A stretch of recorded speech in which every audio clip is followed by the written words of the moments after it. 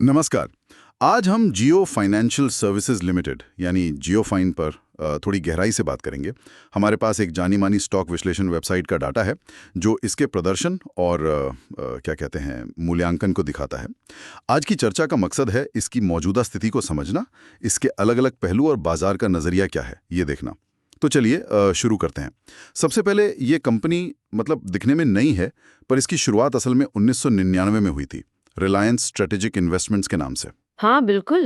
फिर 2023 में जब ये रिलायंस इंडस्ट्रीज से अलग हुई, तब इसका नाम बदलकर जियो फाइनेंशियल सर्विसेज JFSL हो गया। और इनका मेन फोकस है एक डिजिटल फर्स्ट फाइनेंशियल इंस्टीट्यूशन बनना, मतलब ज्यादातर काम टेक्नोलॉजी से।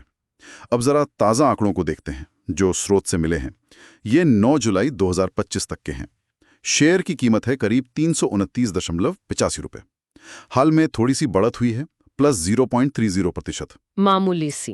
हाँ, लेकिन दिलचस्प बात यह है कि ये कीमत अपने 52 हफ्ते के निचले स्तर से लगभग 66% ज्यादा है। हाँ, ये काफी बड़ा उछाल है। और ट्रेडिंग वॉल्यूम भी देखिए, जबरदस्त है। NSE और BSE मिलाकर करीब 25.5 मिलियन यानी 2.5 करोड़ से ज्यादा। बिल्कुल, इसमें हलचल तो बहुत है। और यहीं पर कुछ दिलचस्प चीजें सामने आती हैं। स्रोत का जो अपना एनालिसिस टूल है, DVM स्कोर जिसे वो कहते हैं, हाँ, DVM स्कोर, उसके हिसाब से इसे एक्सपेंसिव स्टार का दर्जा मिला है। Expensive star? अच्छा, सितारा तो है पर महंगा वाला।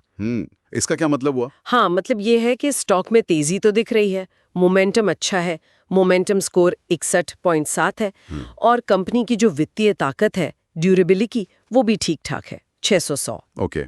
लेकिन जो मूल्यांकन है, वैल्यूएशन स्कोर, वो सिर्फ 2500 है, बहुत कम। ओह, सिर्फ 25? हाँ, तो इसका मतलब है कि स्टॉक मजबूत दिख रहा है, चल भी रहा है, लेकिन स्रोत के हिसाब से ये महंगा हो चुका है। इसीलिए वो जो टूल है, वो निवेशकों को रिटर्न के मामले में थोड़ी सावधानी बरतने की सलाह दे रहा है। तो ये तो एक अजीब सी बात हो गई।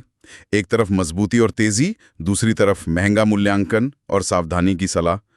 इस बारे में विश्लेषकों का क्या कहना है? उनकी क्या राय है? हाँ, ये भी एक जरूरी पहलू है। स्रोत बताता है कि सिर्फ 2 ही विश्लेषकों ने इसे कवर किया है। सिर्फ 2? अच्छा, हाँ, कम कवरेज है अभी। और उनके मुताबिक अगले 1 साल के लिए जो टारगेट प्राइस है वो करीब 272 रुपए है। 272 रुपए?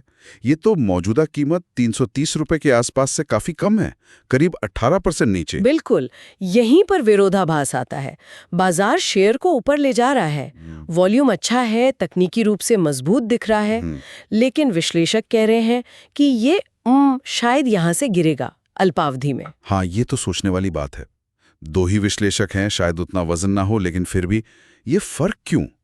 मतलब बाजार क्या देख रहा है जो विश्लेषक नहीं देख रहे, या विश्लेषक कुछ ज्यादा ही सतर्क हैं? हो सकता है, देखिए, इसके पीछे कुछ वजह हो सकती हैं। एक तो JFSL के साथ रिलायंस का बहुत बड़ा नाम जुड़ा है। हाँ, वो तो है, ब्रांड वैल्यू। बिल्कुल, निवेशकों का भरोसा होता है। दूसरा, इसका ये डिजिटल फर्स्ट होना, ये भविष्य की कहानी है। सही बात है, डिजिटल फाइनेंस का जमाना है। हाँ, तो हो सकता है बाजार इन चीजों पर, मतलब कहानी और भविष्य की संभावनाओं पर ज्यादा ध्यान दे रहा हूं, जबकि विश्लेषक शायद अभी के जो वित्तीय आंकड़े हैं, कमाई है, उस पर ज्यादा फोकस कर रहे हों, इसलिए उनके टारगेट्स थोड़े कंजर्वेटिव हैं।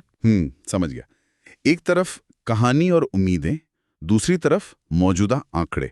तो इसका कुल मिला के मतलब क्या निकाले? जियो फाइनेंशियल सर्विसेज के बारे में क्या राय बनती है? देखिए, संक्षेप में कहें तो ये एक मजबूत ग्रुप की नई कंपनी है।